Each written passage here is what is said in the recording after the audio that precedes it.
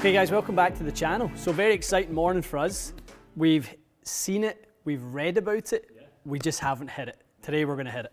Obviously, Sim was one of the best ones that you saw in Yeah. FitBay. Even for you personally, it was the best driver. Yeah. They've definitely got a hard act to follow. I will say prior to this, I have played one round of golf. That's right. With this exact driver, a 9-degree regular SIM2.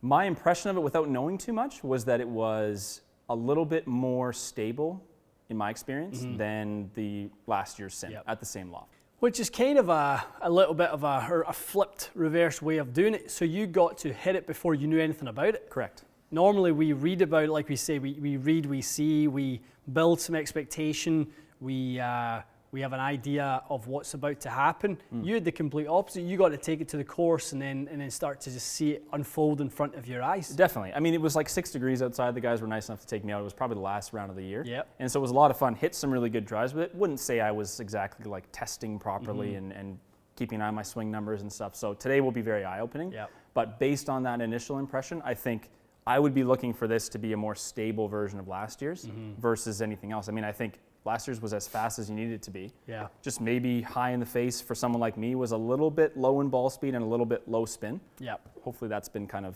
improved. We've got both in hand in here, right? So, you know, you just visually, more carbon. The weight track's gone. Yes, weight track is big on SIM2. Deeper face, visually deeper face. Friendlier. Yes. So definitely, to me, there's lots of signs that they took what was very successful about Sim Max and then obviously Sim and blended those together. I think the one thing that will surprise everyone though is moving away from a weight track. I was shocked. It's been a long time. M1, M3, M5. A weight track has really been the kind of main feature behind the odd numbered driver, which became Sim. That's right. And now to have that, I mean, you know, looking at that little weight at the front, high MOI, low spin, it's fixed. It's not even adjustable. It's not adjustable. Unless you have a very special key to do that. But I would imagine your fits, there's a lot of times where you like to move that around, and it's going to be a bit of a letdown, I guess, not to have it. For me, yes. Yeah. For me, yes. When it comes to drivers, I think I said a few times last year, I felt like Callaway had given up an advantage to the field because they only had fixed weights inside Maverick. I thought Taylormade, Ping, Titleist having weight tracks to slightly shift CG around a little bit had a slight one up. I don't see how it wouldn't be, right? If you don't use it, you don't use it. But for a lot of players, it's very helpful. Yep. But like you said, the reality is we don't yet know, and maybe the tech that's been added in here around the stability story is going to make it that you actually don't need to shift that weight, and it's better served to be placed at the back. So Sim with 16 grams of weight at the back. We have the new forged aluminum ring around the back, which obviously was the first piece that catches the eye. They made the driver more blue for you. It wasn't blue enough last year. I say they're listening to me, aren't they? I don't know about this little green detail, but I guess you'll get over it. Yeah. So visually, from the top looking down, a darker carbon. Now it's not quite as flashy and in your face. They've definitely dulled out that carbon a little bit more. That silvery bit is kind of out now. Yeah, that leads your focus a little bit more to the front of the head. Yes. So it looks good. Again, it looks like a Taylormade driver. It does. All right. Well, let's get some initial hits with it.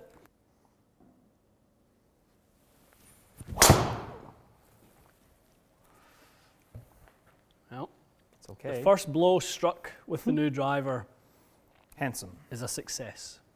Yes.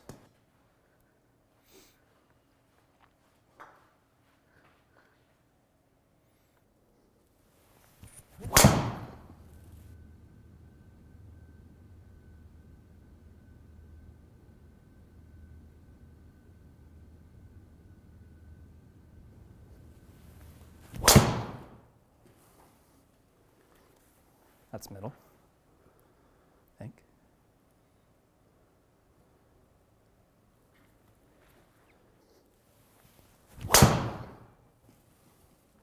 That one's hit well.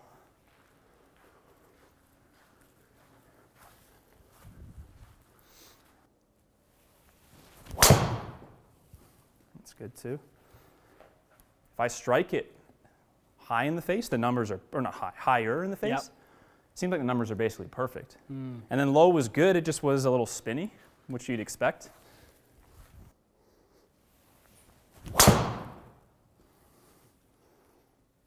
Good too.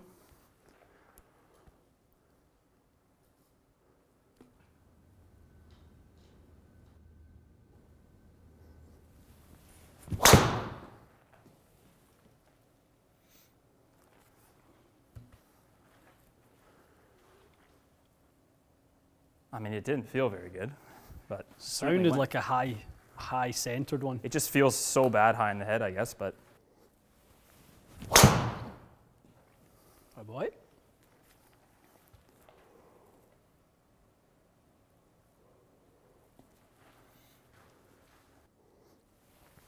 That's a good swing.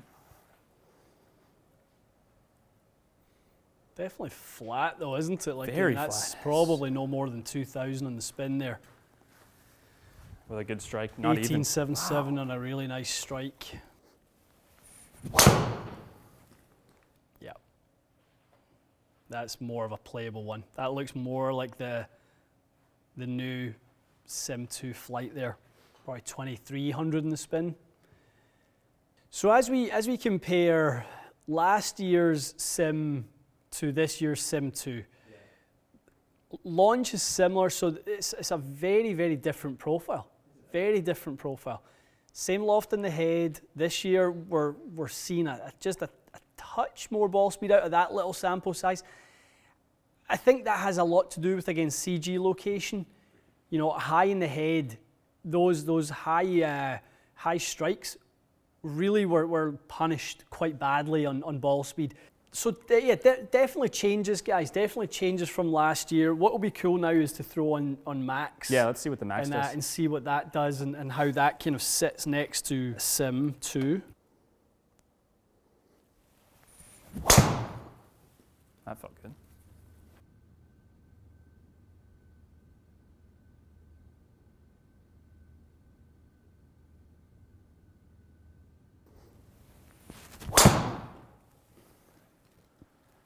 Sounded a little higher in the head. It's a knuckly one for sure.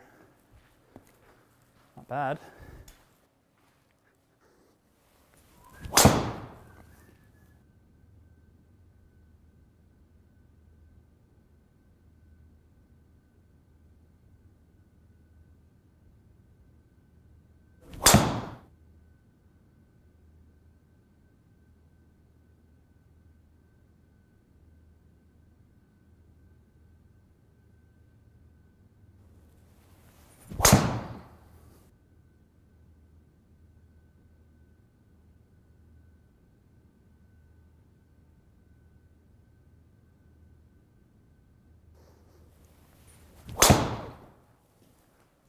Nice, very nice.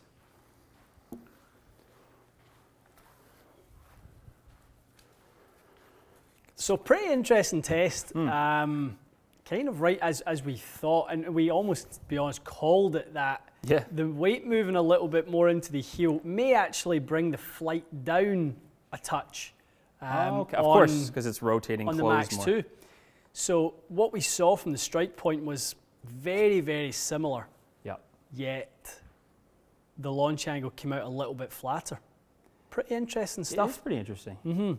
So the weight being a little bit more heel side may suit the person who wants to, I mean, it turned over a little bit easier, there's no doubt. It also looks more upright at address. I know it isn't, but just the paint, maybe the paint It definitely angles does. They looks definitely more look upright. more progressive. The Sim2 looks nice and flat. Yeah, it's a bit more upright. Max looks like it sits up, and then D sits up a little bit more. But if you read the spec sheet, it actually has them having the same amount of adjustability. At neutral, they're all 56. And I think this driver maybe, if I was going to be fit for the Max, which I would still be open to because I think the raw results are not bad, it'd probably be open, maybe a bit lower lofts, and then that would help me kind of neutralize it a bit. Yeah. But that's a great driver for someone that maybe just misses with a little bit of a fade. Yeah.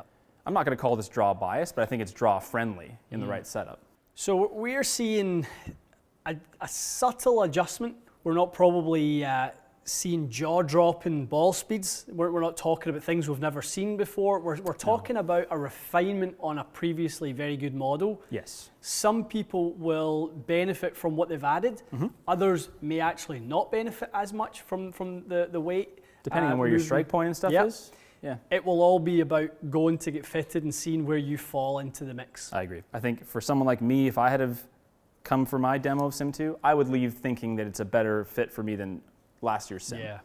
Not for speed and distance, just for forgiveness on strike. So I've been happy with that improvement anyway. We definitely have seen the Taylormade drivers of the last year, certainly, because of that shallow sim head. It had a ball flight that really no other driver had out there, which was that kind of 14 launch, 1800 spinner, whereas other drivers might have been 12 and 2-ish. Yeah, something like that. Just the vertical adjustment in that CG. Yep. We're seeing this move more in line with what everyone else is doing. Agree. Yeah, friendlier. Definitely a friendlier driver. A little bit friendlier. Yeah. So, again, time will tell. Time will tell as to what that means. Does it mean that the 8-degree heads and the lower lofted ones become a little bit more friendly? Maybe. Maybe that's the case. Not many companies are making lofts that low. But certainly, Taylormade might have something in that, friendly lower lofted one, slightly higher MOI. Yeah, might be appealing to some people. I personally like the idea of that, and I think it depends. I think you've seen tons of people with last year's Sim. You can get the strike just above center, gain like 20 yards because there's so much high launch and low spin. You're right. That person might look at this year's and go, I missed that. So we'll see. Definitely. We'll see. Well, it looks like there's. The story is not yet unfolded on this one. We have a lot of assumptions as to what may happen. I think we're going to just need more testing. Things like the bracket, when you start to hit different drivers head to head and against one another, will actually expose a little bit more of what's going on here. Are they similar? Are they different in other ways? Drawbys, whatever it may be. The new tech is there for all to see, and it will be evident in the coming weeks who it's going to suit. Definitely. Yeah, lots more to come. We got tons more testing and fits and stuff to do. So okay. All right, guys. Hope you enjoyed that. Some more comparisons coming in later this week. Once we get through the initial reviews, we will start pitting them against one another just to see some ideas as to give you guys an idea who you should be focusing on going out into the buying season. The bracket is looming. It's coming. We've got a couple more to review this week. And then probably in a couple of weeks, you'll likely start to see them going head to head. Ooh, all right. Ramp that up. Okay, thanks so much for watching. We'll see you again soon.